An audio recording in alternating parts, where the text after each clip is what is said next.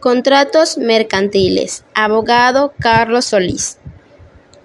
Integrantes: Hailey Hewitt Martín, Montserrat Salazar León, Merly Sekpech.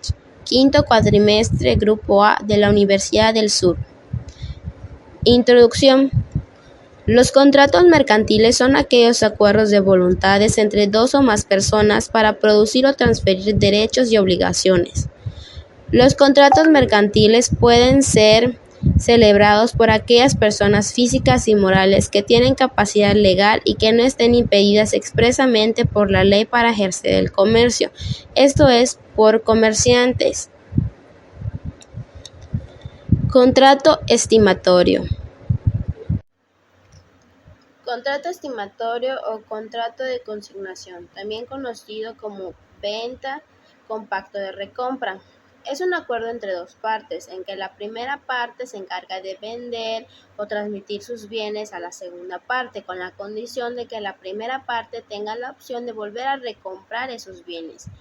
Este contrato igual cumple con cierta función preventiva de tal riesgo que permite a los comerciantes estar abastecidos de mercancía que no adquieren en propiedad ni deben abonar antes de producirse las reventas. Sin embargo, pueden transmitir y lucrar con esa enajenación como si fuesen suyas.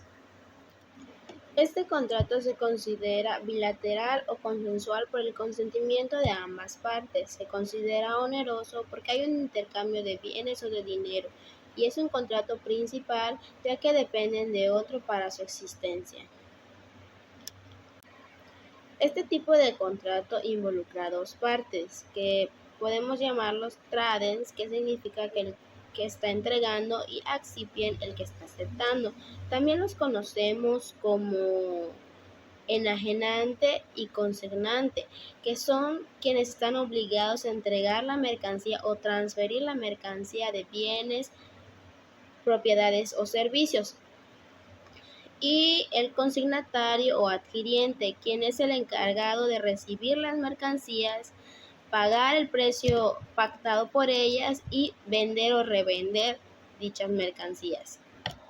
En este apartado podremos observar varias características del consignante o enajenante, también del consignatario o adquiriente. Por ejemplo, el consignante o enajenante tiene la obligación de transmitir los bienes y servicios. También está obligado a responder por daños y perjuicios causados o saneamiento en caso de vicios ocultos, que deberá reembolsar en caso de ser culpable. Es decir, que si la culpa del problema fue suya, deberá retribuir un reembolso de fondos, dinero, bienes o cualquier otra condición pactada en el contrato.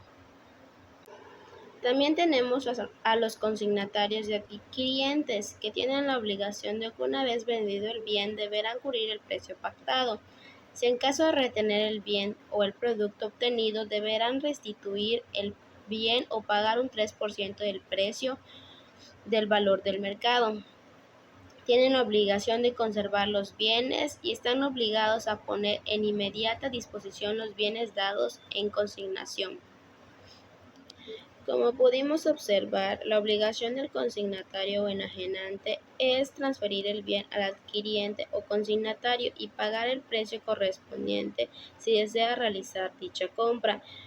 Los plazos dependerán de que el enajenante ejerza la recompra. Puede ser fijo o determinado, pues el contrato podría cumplirse o finalizar, es decir, que vencería. Este tipo de contrato puede ser verbal o escrito, de preferencia que sea escrito, por eso de las formalidades, las leyes.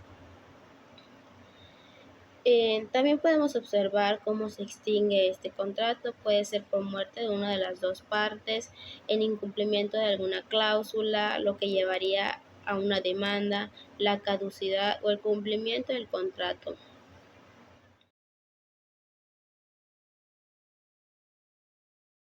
El contrato de transporte es el documento mediante el cual una parte se compromete a trasladar a una cosa o una persona de un lugar a otro. A esta acción, por supuesto, es a cambio de un pago. Este tipo de acuerdo es un contrato mercantil y según las clases de transporte es la manera en que se estipulan las cláusulas. Naturaleza jurídica. Artículo 576. El contrato mercantil por vías terrestres o fluviales de todo género se reputará mercantil. 1. Cuando tenga por objeto mercaderías o cualesquiera efectos de comercio. 2.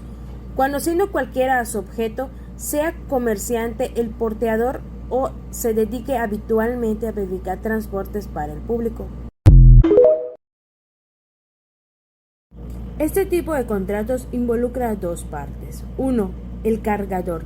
Es la persona que pone a disposición el porteador la mercancía que se va a enviar. 2. El porteador, que es quien realiza el traslado de los objetos. Y por último, el destinatario, en consecuencia, pues la persona que va a recibir la mercancía. Características. Artículo 578.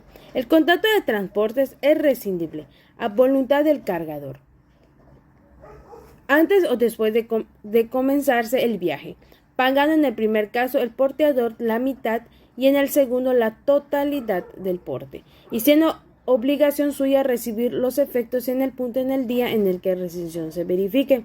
Artículo 579. En el contrato de transporte se rescindirá de los hechos antes de emprenderse el viaje o durante su curso. Si sobreviviera algún suceso de fuerzas mayores que impida verificarlo o continuarlo, como declaración de guerra, prohibiciones de comercios, intersecciones de caminos u otros acontecimientos analógicos. Artículo 580. En los casos previstos en el artículo anterior, cada uno de los interesados perderá los gastos que hubiese hecho.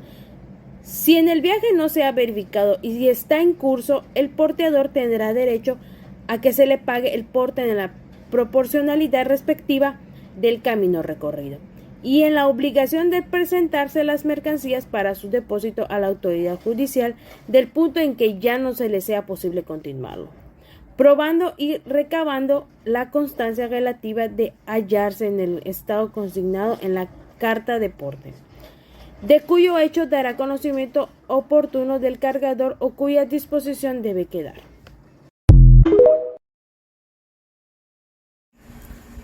Contratos relacionados con el de transporte. Contrato consensual. El contrato de transporte se perfecciona por el mero consentimiento de las personas. No requiere formalidades especiales, a menos que existan disposiciones específicas establecidas por las legislaciones aplicables o acordadas por las partes.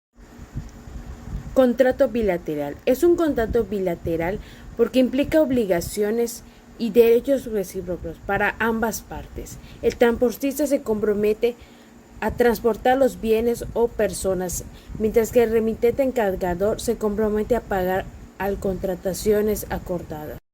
Contrato de adhesión.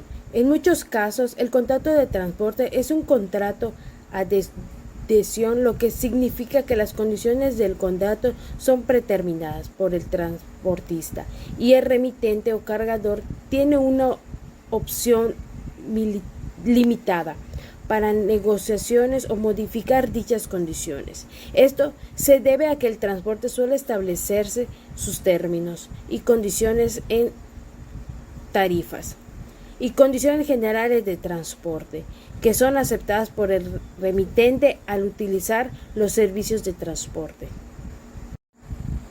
Contrato de presentación de servicios. El contrato de transporte considera un contrato de presentación de servicios, ya que el transportista compromete a realizar una actividad específica de transporte, utilizando todos sus recursos especiales y experiencia, para trasladar los bienes o personas de un lugar a otro.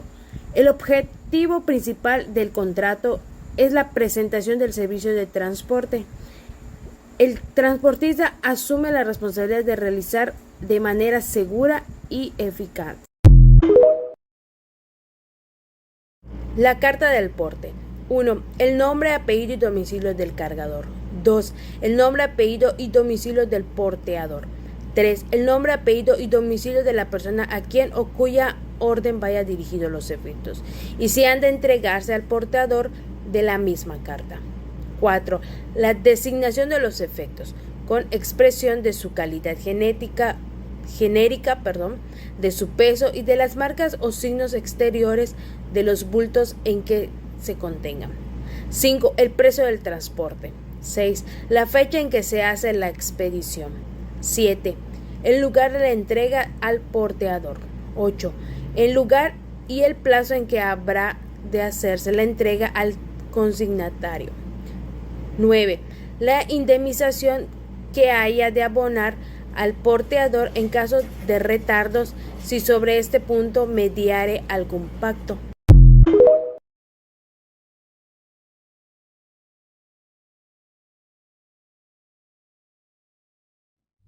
En la situación de las empresas de transporte, podríamos mencionar que durante las primeras etapas de lo que fue la pandemia, el mercado que se centra en lo que es las relaciones comerciales entre las empresas, en estas el impacto fue profundo, ya que las cadenas de suministro a estas mismas se vieron severamente afectadas y fueron interrumpidas.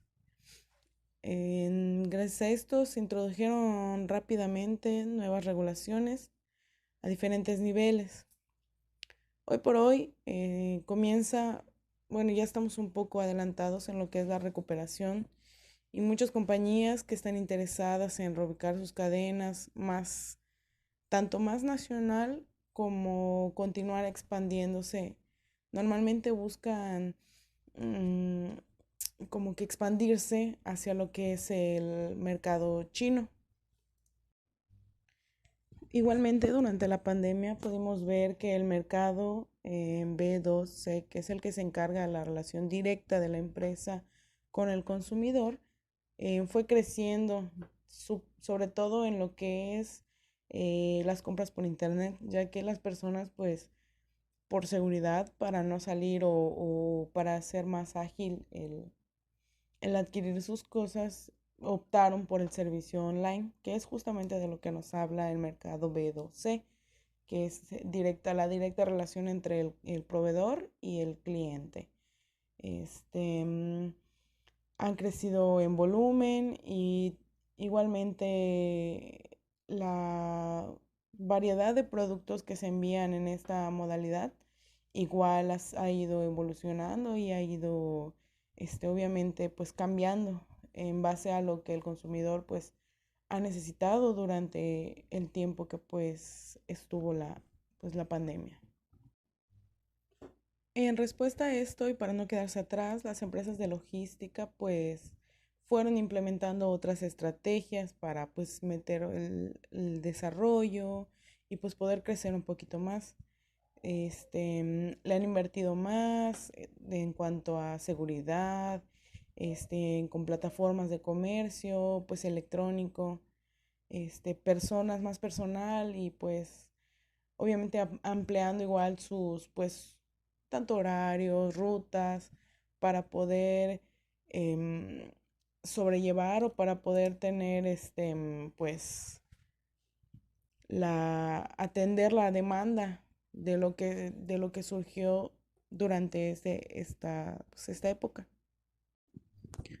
De todo esto podemos recalcar la aceleración con la que ha tenido que crecer las empresas de logística para poder, como comenté hace unos momentos, ha tenido que transformarse para poder atender las nuevas necesidades de todas las personas que pues si bien han cambiado y cada día van cambiando más, entonces pues obviamente tienen que actualizarse, expandirse y obviamente pues en cuestión de seguridad para garantizar que los productos que pues envían lleguen de manera eficaz, lleguen de manera pues correcta y ser lo más pues seguro posible para tanto para el consumidor como para pues la empresa que nos presta el servicio.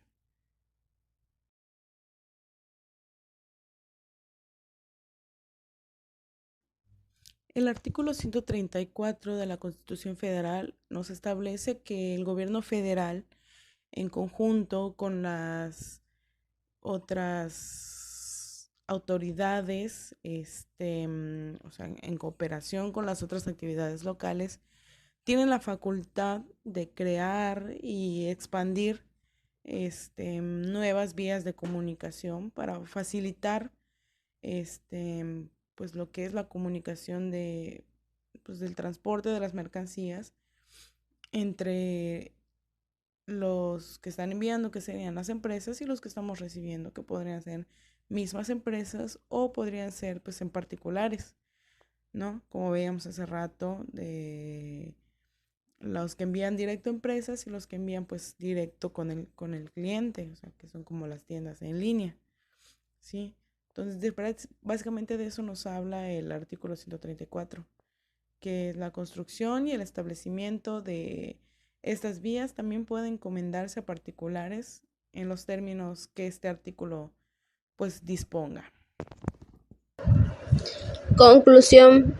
El contrato mercantil es un acto por el cual varias personas se obligan entre ellas para dar, hacer o no hacer, brindar protección y garantizar el cumplimiento de las obligaciones contraídas entre las partes que se hayan comprometido en el tiempo, lugar, forma convenidos. También asegura el derecho de reclamo ante un tribunal en caso de incumplimiento, dado que el ordenamiento jurídico mexicano dispone de una ley que se encarga de regular actos comerciales y que las partes contratantes deberán cumplir con las obligaciones expuestas en el contrato. Gracias.